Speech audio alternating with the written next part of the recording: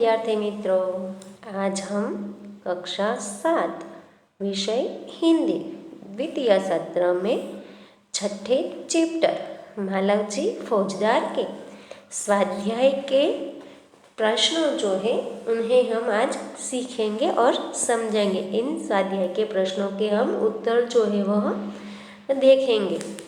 ठीक है। अब स्वाध्याय का पहला प्रश्न है, निम्नलिखित प्रश्नों के उत्तर लिखिए। इसमें पहला प्रश्न है, मालवजी शिवाजी का वध करने के कौन से दो कारण बताता है। तो इस प्रश्न का उत्तर है, मालवजी शिवाजी का वध करने का पहला कारण यह बताता है कि युद्ध में उसके पिता के मरने के बाद उन्होंने उसके परिवार के भरण पोषण की परवाह नहीं की। दूसरा कारण यह था कि धन के अभाव में वह और उसकी माँ भूखे मर रहे थे। उसी समय एक सैनिक ने उसे शिवाजी की हत्या करने पर धन देने का लालच दिया। ये दो कारण जो है वह मालवजी शिवाजी के वध करने के बताता है। अब दूसरा प्रश्न है, कष्ट होने पर भी मालवजी शिवाजी के पास क्यों नहीं गए। तो इसका उत्तर जो है वह मालवजी जो है वह देता है कि उनके पिता यानी कि मालवजी के पिता शिवाजी की सेना में एक सिपाही थे। युद्ध में लड़ते हुए उनकी मृत्यु हो गई थी। मालवजी जो है वह ऐसा समझता था यानी कि ऐसा मानता था कि जिस वीर सैनिक ने देश की रक्षा के लिए अपने प्राण दे दिए हो, अपना सब कुछ उस पर न्योछावर कर दिया हो, उसके परिवार की चिंता करना शिवाजी का कर्तव्य था। यही सोचकर कष्ट होने पर भी मालवजी जो है वह शिवाजी के पास नहीं आया। तीसरा प्रश्न है, मृत्युदंड के पहले बालक ने कौन सी भीख मांगी। तो विद्यार्थी मित्रों, इस प्रश्न का उत्तर है कि मृत्युदंड के पहले बालक ने अपनी पूजनीय माता के दर्शन करने की शिवाजी से भीख मांगी। चौथा प्रश्न है, शिवाजी बालक की परीक्षा लेने के बाद क्या करना चाहते थे। तो इस प्रश्न का उत्तर है, शिवाजी बालक की परीक्षा लेने के बाद उसे मृत्युदंड से मुक्त कर अपनी सेना में भर्ती करना चाहते थे। अब दूसरा प्रश्न है, निम्नलिखित उक्ति कौन किसे कहता है, ये लिखिए। यहाँ पर हमें जो उक्तियाँ दी गई है, जो वाक्य दिए गए हैं, वह कौन किससे कहता है यह हमें लिखना है। पहला है, जब तुम्हें इतना कष्ट था तब तुम मेरे पास क्यों नहीं आए। तो यह उक्ति जो है वह शिवाजी मालवजी से कहते हैं, यानी कि कौन किसे कहते हैं, जो शिवाजी जो है वह मालवजी से कहते हैं। दूसरी है उक्ति है, मरने से पहले मैं अपनी पूजनीय माता का एक बार दर्शन करना चाहता हूँ। यह जो उक्ति है वह मालवजी शिवाजी से कहता है। अब तीसरी उक्ति है, मैं तो इसकी वीरता और साहस पर मुग्ध हूँ। तो यह उक्ति जो है वह तानाजी शिवाजी से कहते हैं। चौथी उक्ति है, तुम्हारे ही जैसे सेना नायकों पर भारत माता गर्व करती है। यह उक्ति जो है वह शिवाजी तानाजी से कहते हैं। पांचवी उक्ति है, महाराज एक बालक आपसे मिलना चाहता है। तो यह उक्ति जो है वह दरबार शिवाजी से कहता है। छठी उक्ति है, मैं तुमसे यही आशा करता हूँ। यह उक्ति शिवाजी मालवजी से कहते हैं। सातवीं उक्ति है, महाराज यह शरीर आपका है। तो यह उक्ति जो है वह मालवजी शिवाजी से कहता है। अब हमारा तीसरा प्रश्न है, निम्नलिखित परिच्छेद का मातृभाषा में अनुवाद कीजिए। तो पुत्र, जिस प्रकार तुम अपनी माता के दुख से दुखी होकर व्याकुल हो रहे हो, उसी प्रकार मैं भी दुखी हूँ। तो यहाँ पर शिवाजी महाराज जो है वह कहते हैं तो પુત્ર જેવી રીતે તું તારી માતાને ના દુઃખને લઈને દુઃખી થઈને આટલો બધો વ્યાકુળ છે, ચિંતિત થઈ રહ્યો છો, એવી જ રીતે હું પણ दुखी છું। रात दिन में इसी चिंता में रहता हूँ कि किस प्रकार भारत माता का दुख दूर करूँ। रात दिवस हूँ ए ज चिंता में रहूँ छूँ कि कई रीते हूँ भारत माताનું दुख दूर करूँ। महाराज यह शरीर आपका है, महाराज आ शरीर तमारू है। मैं प्रतिज्ञा करता हूँ कि जब तक इस शरीर में जान है मैं कभी मातृभूमि की सेवा से पीछे न हटूंगा।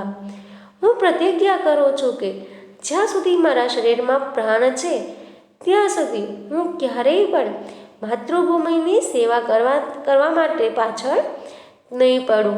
ત્યાં સુધી જ્યાં સુધી પ્રાણ છે ત્યાં સુધી હું મારા દેશની સેવા કરીશ। अब प्रश्न नंबर 4, उदाहरण आधारित नीचे दिए गए शब्दों को उचित क्रम में रखकर अर्थपूर्ण वाक्य बनाइए। उदाहरण दिया गया है छोड़कर, पीसने, अपना, बापू, लगे, काम, आटा। इसका अर्थपूर्ण वाक्य बनेगा बापू अपना काम छोड़कर आटा पीसने लगे। अब यहाँ पर पहला जो हमें दिया गया है वाक्य, जिनके शब्द जो है उनके क्रम बदल गए हैं, वह है देखते, दृष्टि, से, प्रेम, शिवाजी और उसकी रहे। तो इस वाक्य जो है उसका सही वाक्य बनेगा शिवाजी उसकी और प्रेम दृष्टि से देखते रहे। दूसरा है बात सत्य है जो उसे अवश्य बता मैं दूंगा। तो इसका उचित अर्थपूर्ण वाक्य बनेगा जो बात सत्य है उसे मैं अवश्य बता दूंगा। तीसरा है क्या तुम्हारे फिर मन में बात थी। इसका अर्थपूर्ण वाक्य बनेगा फिर तुम्हारे मन में क्या बात थी। चौथा है प्राण न्योछावर अपने देश के लिए रक्षा के उन्होंने कर दिया। इसका अर्थपूर्ण वाक्य बनेगा उन्होंने देश की रक्षा के लिए अपने प्राण न्योछावर कर दिए। अब हमारा 5वां प्रश्न है निम्नलिखित वाक्यों में से विशेषण छांटकर उनके भेद लिखिए। भेद यानी कि प्रकार। तो यहाँ पर हमें जो वाक्य दिए गए हैं उसमें से पहले तो हमें जो है वह कौन सा उस वाक्य में विशेषण कौन सा शब्द है यह ढूंढना है, अलग करना है, फिर उसका प्रकार जो है वह लिखना है। तो पहला हमारा प्रश्न जो वाक्य है वह है परिश्रमी छात्र कभी असफल नहीं होते।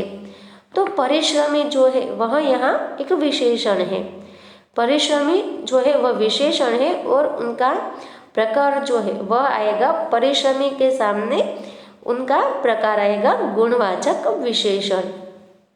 अब दूसरा वाक्य है अब्दुल 20 किलो आटा लाया। यहाँ पर 20 किलो शब्द जो है वह विशेषण है और उनका भेद इनके प्रकार होता है परिणामवाचक विशेषण। तीसरा वाक्य है राम ने 5 मीटर कपड़ा खरीदा। तो 5 मीटर शब्द जो है वह विशेषण है और यह विशेषण परिणामवाचक विशेषण है। चौथा वाक्य है जिसमें 25 छात्रों ने सही उत्तर दिया। यहाँ पर 25 शब्द जो है वह विशेषण है और यह संख्यावाचक विशेषण है। 5वां वाक्य है दिवाली पर हमने बहुत मिठाई खरीदी। बहुत शब्द जो है वह विशेषण का शब्द है और वह परिणामवाचक विशेषण का शब्द है।